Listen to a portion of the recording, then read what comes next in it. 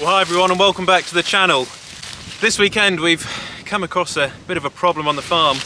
We're trying to look ahead for 2022, with what's been going on in the world with the current COP26 meeting, and we've been working out things we can do for next year on how we can reduce this farm's carbon footprint. This farm, believe it or not, is already in quite a good state for low carbon farming. The reason being is that we've got grass-fed sustainable beef and lamb, we've got the red poll cattle and the sheep which graze our Norfolk Broads, and the farm here is an arable farm, so it grows crops commercially, spring barley, sugar beet, potatoes for the commercial market, and it also provides a safe haven for the livestock in the winter. So the field we're standing on here now is called Stackyard Field, and we've previously had spring barley here earlier on in the year, and if you remember, when it was harvested, we got some bumper yields off this field.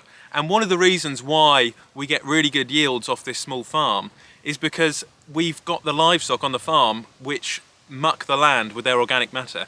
And this is quite a light and sandy land, which means it's hungry for organic matter in the soil structure. So the farm here, the arable, really wouldn't work if it wasn't for our livestock. And our livestock wouldn't have enough food to eat during the winter months if it wasn't for the arable farm. So we're an arable farm working with livestock, which is a very traditional mixed farm, and that's actually a fantastic model for low carbon farming, because you need the livestock here in the UK, but you also need the arable. Together combined, they can actually be a force to help the local environment rather than hinder it. So once we've had our harvest here on this farm, the spring barley, we then come in with a drill and we direct drill the crop. So we're not ploughing up, we're not cultivating the second time round. However, the first time we plant a crop, as we operate with a spring cropping system on this farm, so we only plant in the spring, one of the current problems we have is that we conventionally farm. So we plough, we then work the land down with a cultivator, and then we drill. So we've got 3 passes going on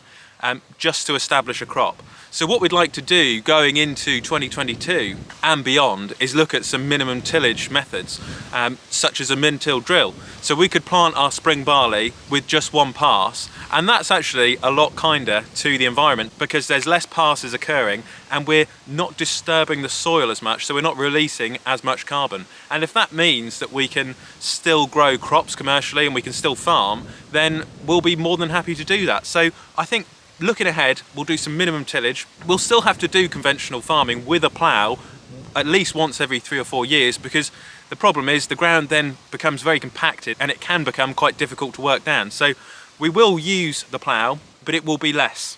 So we'll be doing 30% of min-till, hopefully, and then 70% of conventional ploughing, and we will then gradually increase that over time until we reach a medium between minimum tillage and conventional ploughing. So it's going to be quite exciting, and it's probably going to be a much better solution for this farm. We already carry out minimum tillage with the turnips here, the cover crop, as you can see, and it does work really well for us. So planting spring barley via minimum tillage is going to be really interesting, because we'd love to see how it establishes and how it comes out of the ground.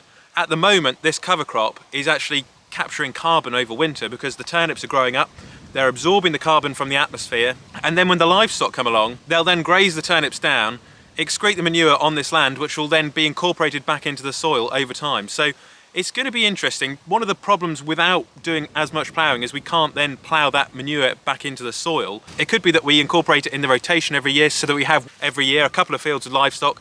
We'll then plough those fields in, and the other fields which haven't got livestock, such as the field next door which hasn't got any cover crops, we would then min-till that field, and then that would be a 30-70% split, something like that, and we'll just gradually see how we progress. So we are, for anybody who is out there asking, we are trying to move with the times a bit and just reduce our impact on the environment and be conscious of what we're doing.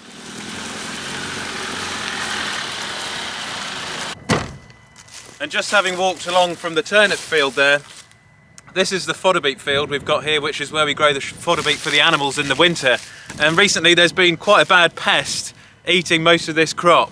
I don't think there's been a single fodder beet which hasn't been eaten by the local deer, which is a real shame because this should have been a good yielding crop this year. It's just one of those things. We're currently overrun with muntjac and water deer on this farm, and they're just eating away at fodder beet this time of the year because it's an easy food source for them. It's high in sugar content, so it's got plenty of energy for them to keep them well fed at this time of the year. The problem is that it's not really for the deer, it's for the cattle and sheep in the winter. Just as we've pulled up here, a couple of water deer have just jumped the fence over there. They knew we were coming, so they are spending their evenings here grazing our fodder beet, which is a real nuisance because you spend all year growing a crop and watching it flourish, and then to see it decimated like this by the deer towards the end of the year is just tragic. We need a better long-term solution really with the deer. They are really getting a bit out of control now, the population. One of the problems here in the UK is that it's very difficult to maintain a population of a species. Every consumer, every small animal would have had a predator back in the day, and you know, since man's come along, we've lost a lot of the natural predators, and in recent years we've been overrun with certain species of animals such as the deer. Recently we lost a lot of rabbits to the recent rabbit disease which had been going around, and you know, that was not a bad thing for the farm because we used to be overrun with rabbits, but now we're overrun with deer. So whenever one critter disappears, another one takes its place and then rises up. So we might have to take some actions and see what we can do about the deer. One thing we were thinking about is perhaps just fencing crops off, but the trouble is the deer, they just jump the fences and then they're straight into the crop, and at this time of the year when they're hungry, when there's not much food around, crops like this, valuable fodder beet, is their prime target. So it's really going to be difficult to scare them off from here. Whether we could just come up in the evenings just with a banger, just until it's harvested, that might be a potential solution, because harvest for this crop isn't that far away, and with the leaves being munched off, the crop's going to struggle now to photosynthesize between now and Christmas when it will be harvested. And fodder beet still grows in the winter, the same with our sugar beet. It does actually, believe it or not, still slightly grow during these cold winter months, and that small bit of growth all adds to the yield, and especially as the crop finishes its growth cycle towards this time of the year. So our homework is to really work out for this year and next year how we can just keep on top of the deers, just keep them away from the crops, damaging the cattle and sheep's food and everything we're trying to grow for society. And it is a difficult one because at the moment we are very concerned about the environment here. That's why we grow a lot of the stewardship zones, and you know, we really do care about the environment, but at the same time we have got to be realistic and still farm. So there's increasingly a battle between the environment and actual farming, and I think it needs to be 50-50. There's a fine line actually between everything in farming, and just like the minimum tillage we're planning on doing, it needs to be balanced out. And if we can't get that balance right, then I think we'll really be struggling with pests, with minimum tillage, with what we grow on the farm and the amount of environmental zones we have. You know, on one hand, it doesn't want to be a full environmental farm. We are still a farm producing food for people at the end of the day. But then on the other hand, we don't want this farm to be a full-scale commercial farm, farming to depletion, taking out the fertility out of the soil. We need to preserve this farm and make it sustainable for the future, for future generations, if we can.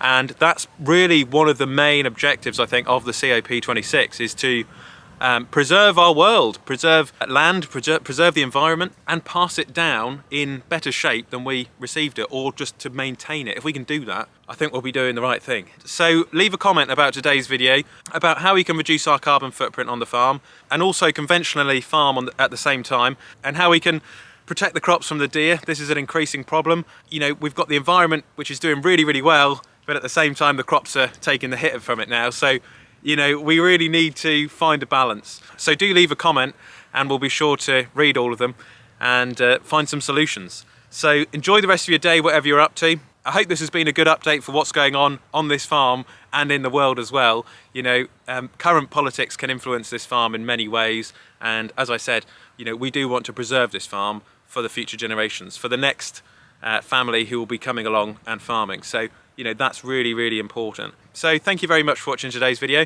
Keep watching, keep subscribing, and I will catch you on the next one.